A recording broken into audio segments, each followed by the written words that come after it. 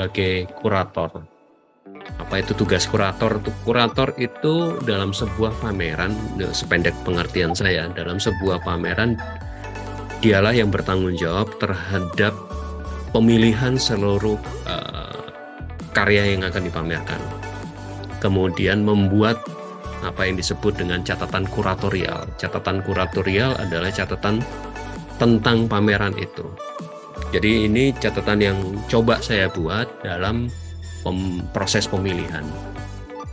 Ada beberapa tahap, yaitu mengidentifikasi karya yang masuk.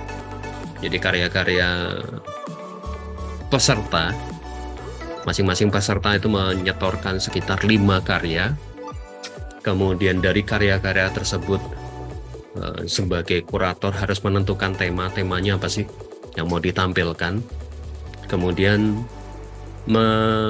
mengkurasi atau memilih dan kemudian melakukan kategorisasi karya-karya tersebut kesesuaian dengan tema. Kalau teman-teman perhatikan di sini sebenarnya ini yang juga dilakukan ketika proses perancangan. Nanti penjelasan lain nanti di mata kuliah metode perancangan biasanya saya akan jelaskan bagaimana menentukan tema, bagaimana menentukan konsep, dan bagaimana menganalisisnya. Tapi kita fokus ke pameran lini masa ini. Jadi ini tahapan kurasinya. Kemudian kami mencoba mengidentifikasi karyanya, mengurutkan berdasarkan alfabet. Jadi bukan pada bagus atau besar tidaknya sebuah karya, tapi identifikasi karyanya alfabetikal sesuai dengan studio yang menyetorkan. Jadi ini identifikasinya ada 12 kelompok kreatif. Kenapa saya sebut kreatif? Karena tidak hanya arsitektur di studio arsitektur, tapi juga ada satu karya fotografi, satu studio fotografi. Jadi yang masuk ada 69 karya dengan 8 jenis tipologi fungsi bangunan, satu karya interior, dan 10 karya fotografi. Jadi itu penjelasannya dan persebarannya. Ada hunian yang sebagian besar adalah hunian memang, kemudian kantor, dan lalu fasilitas-fasilitas yang lain. Oke, ini dari ARK Studio, ARK Architect Studio. Mereka menyodorkan beberapa karyanya. Jadi ada fasilitas peribadatan, hunian, dan kantor. Kemudian ini Ariste Firm, ada fasilitas publik, fasilitas kesehatan, hunian, dan interior.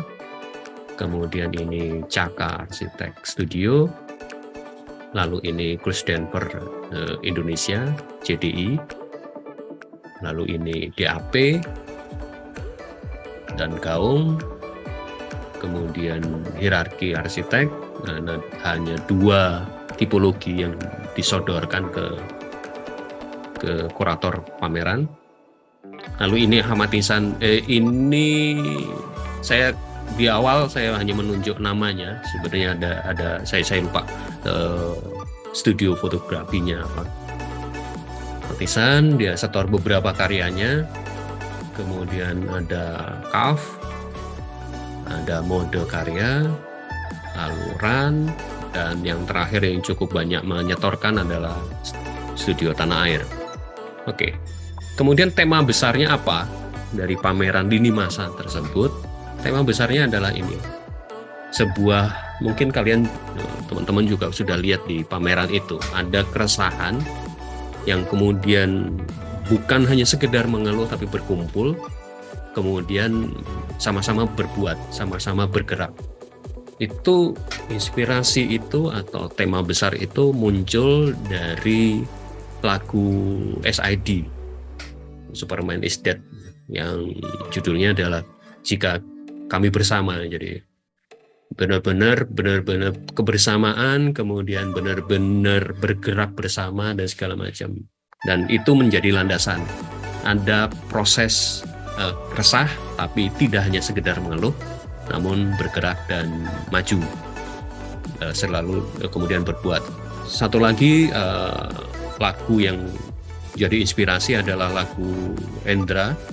Ini bukan lagu sih, ini rap. Kalau kalian ikut X Factor pasti X Factor, X Factor atau apa, itu pasti pernah dengar, Hendra Nur Rahman. Waktunya bergerak, waktunya meledak dan segala macam.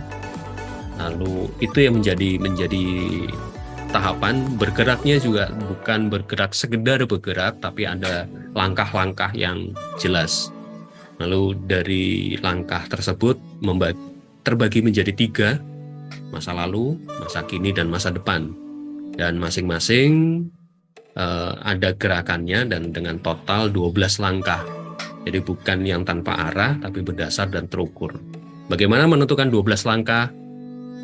Ada 3 lagu, SID, Hendra, dan Tuan 13. Jadi dari lirik itu diambil beberapa kata-katanya yang kemudian menjadi pijakan dalam menentukan masing-masing tema di 3 lini masa. Sehingga ini, jadi masa lalu itu terdiri dari human body, bosan, waktu, dan ketinggalan. Masa kini itu panas, angkat, kuat, lantang. Masa depan cerah, coba-coba, rumah, dan tatap muka. Itu yang menjadi landasan dari 12 langkah, dari 3 waktu tersebut akhirnya disusun kesesuaian antara tema dan karya. Masa lalu, langkah pertama itu tentang waktu. Ini ada ruang dan waktu dan segala macam. Akhirnya yang dipilih adalah karya ini. Kenapa karya ini? Sebuah masjid dengan material batu bata sebagai manifestasi pemahaman kesementaraan dan fungsi bangunan tempat peribadatan yang sebagai pijakan awal, sebagai landasan awal terkait dengan waktu, yang arsitek selalu berusaha melawan waktu. Arsitek berusaha karyanya timeless. Caranya bagaimana? Manifestasinya ya menggunakan batu bata ini, kemudian terbuka dan segala macam. Oke, itu langkah pertama. Langkah kedua, ketinggalan. Tugas arsitek kadang membuat bangunan yang berfungsi kembali. Jadi lebih ke revitalisasi sebuah bangunan yang ditinggalkan, kemudian difungsi ulangkan dan menjadi lebih menarik. Bangunan pernah menjadi bangunan penting di masa Belanda, kemudian difungsikan kembali, bukan hanya sekedar romantis masa lalu, seperti sebuah masa yang tertinggal, tapi kemudian ditata kembali untuk sesuai dengan zamannya. Jadi itu pijakan dari langkah kedua, ketinggalan. Langkah ketiga, bosan. Selalu kalau bicara tentang masa lalu sering muncul kata bosan. Padahal justru di bosan ini yang kemudian menjadi titik pentingnya. Titik pentingnya dalam pengertian bosan timbul saat rutinitas yang selalu terjadi terus-menerus. Namun di kasus yang demo room ini justru menjadi rutinitas itu menjadi kepedulian dan menjadi unsur keselamatan, karena fungsi bangunan ini terkait dengan pelatihan keselamatan kerja. Jadi bagaimana rutinitas yang membosankan tersebut justru menjadi awareness yang kepedulian yang harus diperhatikan karena terkait dengan keselamatan kerja. Nah, di situ arsitektur hadir sebagai penyegar bagi suasana yang itu-itu saja, suasana yang rutinitas itu. Ini yang langkah ketiga. Langkah keempat dari masa lalu adalah human body. Dan yang muncul adalah karyanya Si Iksan sebagai fotografer. Di sini dasar untuk kemudian bergerak adalah pemahaman terhadap tubuh manusia. Tubuh manusia yang sehat, yang selalu bergerak sesuai dengan aktivitasnya, itu pijakan. Jadi kalau teman-teman perhatikan ada quote di pameran itu, masa lalu sebagai pijakan untuk menuju ke masa depan, itu dasarnya di sini ada 4 langkah. Yang langkah terakhir dari masa lalu adalah human body, pemahaman terhadap tubuh supaya bisa bergerak ke depan lebih maju lagi. Itu masa lalu. Kemudian masuk ke masa kini. Langkah di awal adalah panas. Kenapa panas? Ini kaitannya dengan konteks kita di iklim tropis. tropis lembab terutama, panas sinar matahari pada waktu tertentu memang dibutuhkan manusia. Dan kemudian bagaimana arsitektur itu bisa mewadahinya dan masuk ke dalam, sehingga muncul karya di sini, di karya apotek juga kaitannya dengan kesehatan, masuk dengan panas sinar matahari yang menyehatkan dan segala macam. Itu langkah kelima. Langkah keenam adalah kuat. Bagaimana unsur penting dalam arsitektur adalah kekuatan, seperti kita tahu. Kemudian itu menjadi bekal, menjadi landasan untuk bergerak lebih lanjut. Dari kasusnya pemahamannya adalah menjadi bagaimana kekuatan ini termanifestasi dalam sebuah karya arsitektur. Kasus di sini adalah penggunaan material dan fungsi bangunannya, yaitu sebuah mes dan kantor batubara. Kita ketahui batubara adalah sumber energi dan segala macam. Nah, di situ kemudian langkah ketujuh adalah angkat. Bagaimana setelah memahami yang sebelumnya tentang iklim, tentang sebelum di masa lalu adalah yang terakhir adalah tubuh manusia, kemudian iklim kita berada di mana, dan kekuatan kita berada di mana, mulai bergerak ke depan. Artinya ya kaitannya dengan angkat. Konotasinya adalah menjadi lebih tinggi, menjadi lebih baik. Intinya adalah proses melawan sesuatu, melawan dalam hal ini adalah melawan beban, melawan gravitasi dan segala macam. Angkat menandakan kerja keras, melawan kebiasaan lama. Proyek ini menggunakan material yang tidak biasa karena menggunakan material kontainer bekas yang kemudian di beberapa sisi bahkan diangkat, dimiringkan dan segala macam. Jadi berat yang terangkat, sebuah paradoks. Langkah terakhir dari masa kini adalah lantang dan berteriak. Jadi tidak hanya bergerak tapi juga berani secara lantang bersuara, lantang berkarya. Contoh yang paling masuk akal atau contoh dari kasus ini adalah gate ini. Dasarnya memang masa lalu bentuk rumah bagi, tapi kemudian ditransformasikan menjadi sebuah gate. Gerbang berteriak, gerbang hanya bukan monumen bisu karena di gerbang ini juga ada public space-nya. Jadi menariknya di karya ini adalah ada tidak hanya sekedar monumen, tapi juga hidup juga sebagai public space, tempat berkumpulnya orang. Oke, menuju ke masa depan, kaitannya dengan rumah. Kenapa rumah justru ditempatkan masa depan? Karena di bagian rumah inilah yang kemudian dasar melangkah lebih lanjut. Dalam hal ini adalah rumah yang post pandemi. Rumah menjadi pilihan utama untuk berlindung dari keadaan post pandemi. Kita berangkat dari masalah post pandemi. Kemudian yang langkah berikutnya, langkah dari masa depan adalah coba-coba. Ini sebuah co-working yang mencoba tipologi fungsi yang baru kemudian menjadi venue dari pameran ini. Ini yang dicobakan di konteks kota Palembang, cukup seru gitu. Kemudian berikutnya adalah tatap muka, kaitannya dengan pada aktivitas, tempat berkumpul, kopi resto dan segala macam. Ini masa depan. Terakhir adalah justru kembali ke tempat peribadatan, sebuah musola dengan konteks jujur dan suci. Jadi itu catatan kuratorial. Memang ketika di pameran ada beberapa revisi karya, tapi secara catatan tidak banyak berubah. Langkah-langkah itu tetap sama, 12 langkah. Tapi ada penyesuaian di beberapa titik untuk karyanya. Mungkin itu. Jadi landasannya adalah memang kami adalah kamu, muda, beda dan berbahaya. Itu yang menjadi pijakan pergerakan atau pameran lini masa. Mungkin dari penjelasan singkat dan kalian sudah juga beropini.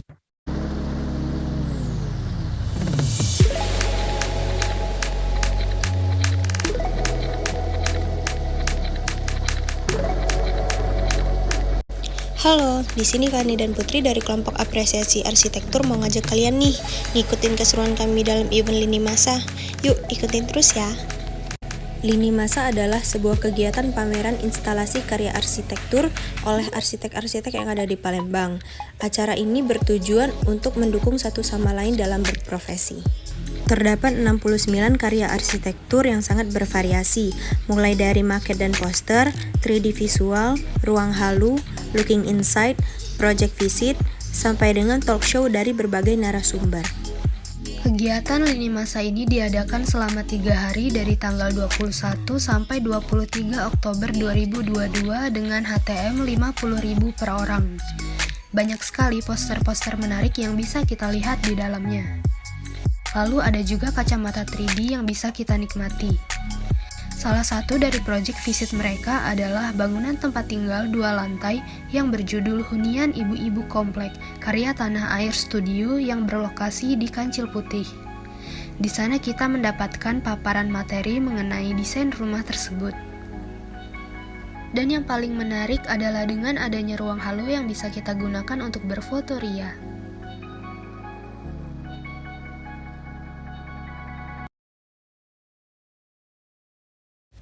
Hello everyone, today we are talking about Lini Masa, an architecture exhibition.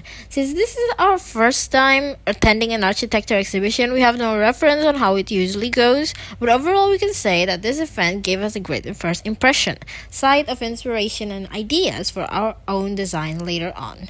The location was easy to find. We also didn't have a problem with parking space. We went to the exhibition on the second day, specifically in the morning, so it's not like it's already crowded. Like the first day, where it's a tough shot to park. Also, unlike what we told, we have almost unlimited amount of time to be engaged with the market, curator text, and of course, coffee. Exhibition theme is about Lini Masa, when there's a group gathering in one small space.